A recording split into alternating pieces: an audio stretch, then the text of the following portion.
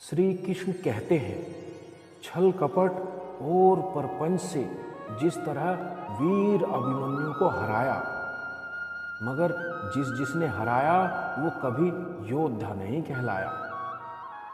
जिसके बाजुओं में बल होता है, जिसके अंदर आत्मविश्वास होता है, जिसे अपने कर्म पर पूर्ण विश्वास होता है, उसकी जिंदगी में कभी छल नहीं होता। हमेशा अपने विचार अच्छे रखें, क्योंकि जो हम औरों को देंगे वो हमारे पास भी लौट कर आता है, चाहे वो खुशी हो, निंदा हो या फिर छल कपट। औरों की तो बात छोड़िए जनाब, छल कपट के भेष तो अपनों ने ही धरे हैं। सत्य से कमाया गया धन हर प्रकार से सुख देता है, जबकि छल कपट से कमाया गया धन दुख ही दुख देता है।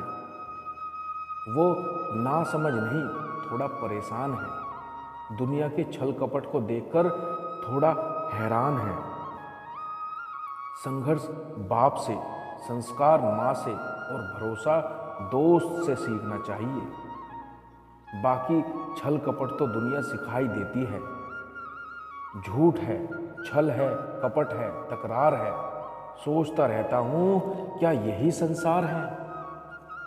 साथ रहकर जो छल करे उससे बड़ा कोई शत्रु नहीं हो सकता, और हमारे मुंह पर जो हमारी बुराइयां बता दे उससे बड़ा कोई मित्र नहीं हो सकता। साथ रहकर अगर कोई धोखा करे, चुगली करे, इसी पर छोड़ दो। इसका साथ हो ना हो, अगर आपको सफल। जिसने मासूम को प्यार में छला है वो अपनी जिंदगी के दुख अग्नि में जला है। मन अगर छल कपट से भरा रहेगा तो वह कैसे भगवान का घर बनेगा?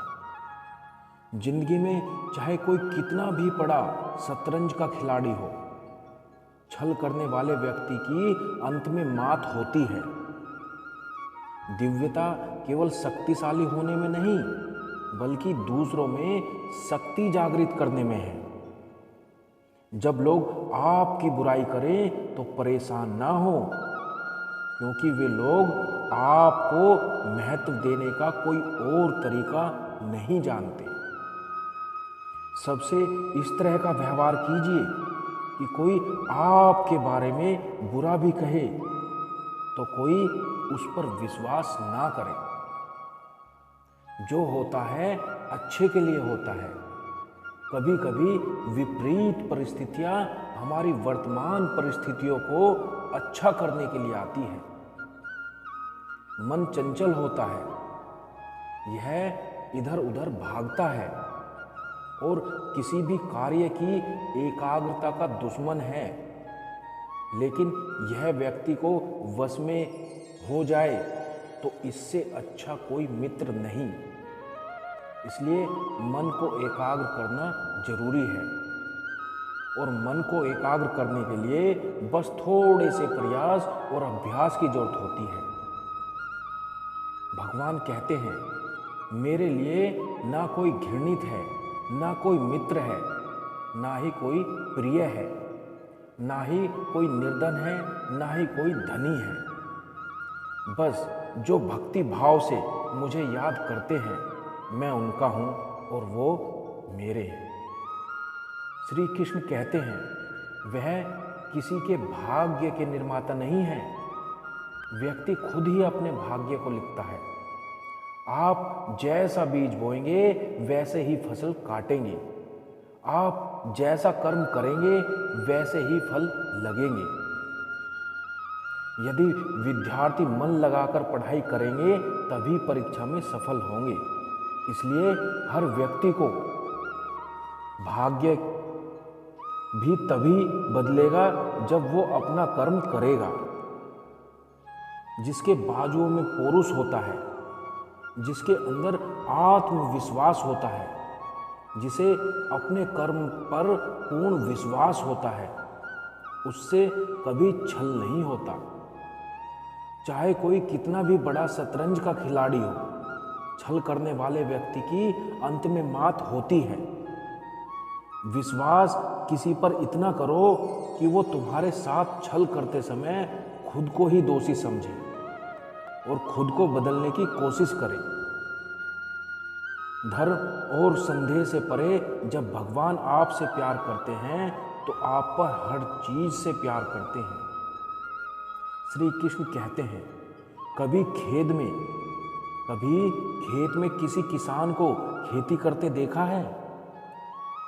वो उसे सजाता है, उसमें जो होता है पशु पक्षी से खेत की फसल की रक्षा करता है, परंतु एक बात को वो सबसे विशेष ध्यान रखता है कि कहीं खेत में खरपतवार ना हो जाए, क्योंकि एक खरपतवार सारी फसल को नष्ट कर सकती है।